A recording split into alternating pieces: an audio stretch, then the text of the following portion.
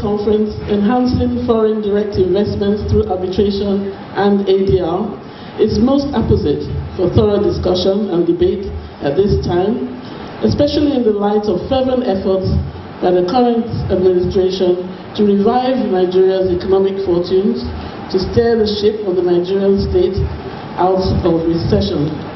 This is also being achieved at the state level by Governor Ambode.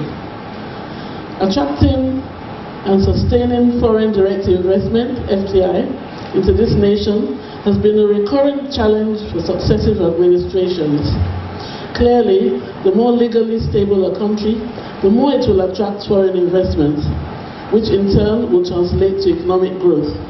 This is because investors want to be sure that if and when disputes arrive, they'll be dealt with definitively and be resolved speedily. Nigeria is the most populous country in Africa and the 7th most populous nation in the world, and therefore is a very strategic market for foreign investments. But there's a dire need to create a robust, enabling environment to attract and retain foreign direct investment inflow and thus stimulate growth and economic recovery.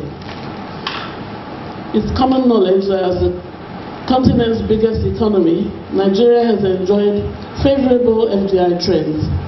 For several decades, more than 52% of FDI went into the resource sectors, primarily oil, and increasingly diversified into industries like telecoms, where players like MTN, Airtel, Globacom, and Atilade have been prominent players and taken advantage of Nigeria's massive population to create a potentially lucrative telecom market.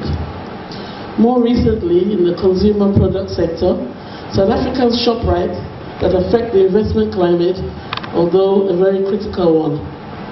Currently, Nigeria ranks 170th out of 190 countries on the World Bank's annual Ease of Doing Business ranking. We were 169th in 2016, while countries like Rwanda, Botswana, Kenya, and Namibia have moved up the scale by several notches. The enforcement of contracts. This is the turf where arbitration and ADR become significant.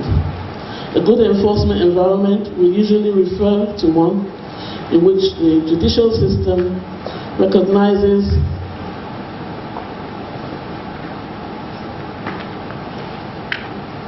the sanctity of contracts and creates an enabling environment and a healthy expectation amongst investors that where there is non-compliance with the terms of an agreement by a domestic contracting party, the speedy dispensation of justice through the expeditious enforcement of the contract will be the expected outcome.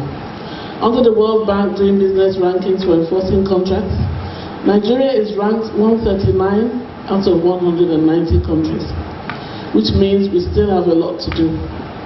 Singapore, Hong Kong, and in Africa, Rwanda are attractive to potential investors. Arbitration is the preferred mode of dispute resolution in these countries. The slow pace of litigation in our regular courts is a major issue which affects investment. Lagos State has made great strides in trying to create an enabling environment for investors with our fast-track courts, introduction of ADR into our dispute resolution processes. However, a lot more needs to be done to make Nigeria more attractive to FDIs. We need to ask ourselves some critical questions. How much has been done in terms of the procurement of legislative imprimatur to govern domestic and international arbitration? And how proactive has the Arbitration and ADR Committee been in ensuring that the amendments of existing laws are timelessly effected in order to align them with current realities? How much is being done to facilitate the adoption of relevant treaties into law by the National Assembly?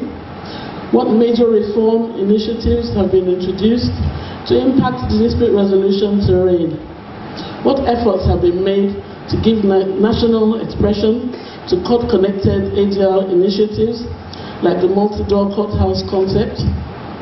And what strategies have been adopted for the creation of awareness of arbitration and ADR in Nigeria.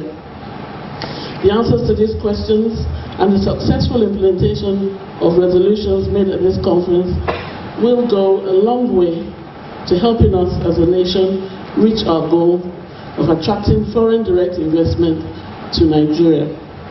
Conclusion.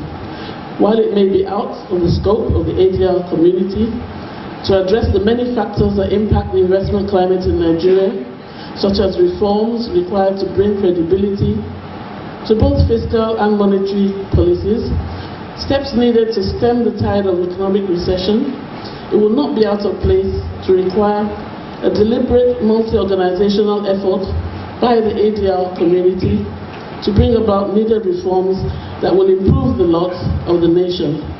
It is undoubtedly within the purview of the ADR community to cultivate a true sense of community and focus on the common goal of building an investment-friendly nation. I wish us all fruitful deliberations, and I thank you for listening.